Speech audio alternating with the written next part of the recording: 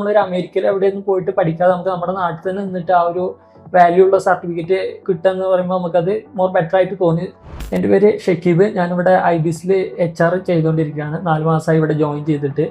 First ഞാൻ degree ചെയ്തിരുന്നത് BBA HR ആയിരുന്നു. സോ അത് കഴിഞ്ഞിട്ട് അതിൻ്റെ ഒരു കണ്ടിന്യൂഷൻ ആയിട്ട് തന്നെ അതേ കോഴ്സ് കണ്ടിന്യൂ ചെയ്യണം എന്നുള്ളതുകൊണ്ട് HR ആ ഒരു പ്രൊഫഷനോടുള്ള താല്പര്യം കൊണ്ടാണ് ഞാൻ ഈ ഒരു കോഴ്സ് ചൂസ് ചെയ്തത്. ജസ്റ്റ് കോഴ്സ് കൊടുക്കുക എന്നുള്ളതിനപ്പുറത്തേക്ക് നമ്മുടെ സർട്ടിഫിക്കറ്റ് വാല്യൂ, ഇപ്പം നമുക്കറിയാം ഇതൊരു അമേരിക്കൻ ബേസ്ഡ് ആയിട്ടുള്ള ഒരു സർട്ടിഫിക്കേഷൻ ആണ് നമുക്ക് വരുന്നത്, ASETന്റെ സർട്ടിഫിക്കേഷൻ ആണ് വരുന്നത്.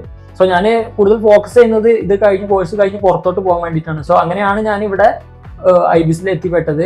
മെയിൻലി എനിക്കിവിടെ വന്നിട്ട് ഏറ്റവും നല്ലൊരു ക്വാളിറ്റി ആയിട്ട് തോന്നിയത് എന്താണെന്ന് വെച്ച് കഴിഞ്ഞാൽ, നമ്മൾ ഒരിക്കലും തിയറി ബേസ്ഡ് ആയിട്ടല്ല നമ്മുടെ ക്ലാസ്സുകൾ പോകുന്നത്. തിയറി ഉണ്ട്, പക്ഷേ എങ്കിലും കൂടിയിട്ട് ആ തിയറിയുടെ ഒപ്പം തന്നെ അതിൻ്റെ പ്രാക്ടിക്കൽ സെക്ഷനും കൂടെ നമുക്ക് കിട്ടുന്നുണ്ട് എന്നുള്ളതാണ്.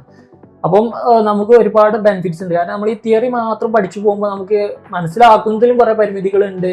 പിന്നെ അതുപോലെ തന്നെ നമുക്ക് കൂടുതൽ മടുപ്പ് വരും. അങ്ങനത്തെ വിഷയങ്ങൾ ഈ പ്രാക്ടിക്കൽ സെക്ഷനും കൂടെ അതിൻ്റെ കൂടെ വരുമ്പോൾ നമുക്ക് അത്രയും വിഷയങ്ങളൊന്നും വരുന്നില്ല.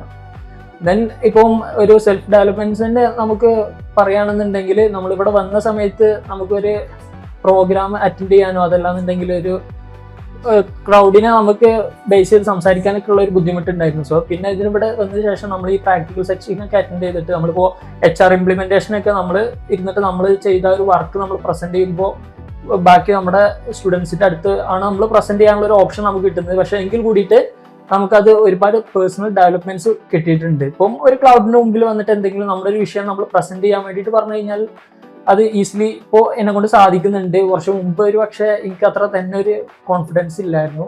IBS ചൂസ് ചെയ്തത് ഒരിക്കലും ഒരു തെറ്റായ തീരുമാനമാണെന്ന് എനിക്ക് തോന്നിയിട്ടില്ല. ഏറ്റവും ബെറ്റർ ആയിട്ടുള്ള ഒരു തീരുമാനം തന്നെയാണ് IBS ചൂസ് ചെയ്തത് എന്നുള്ളതാണ് പറയാനുള്ളത്.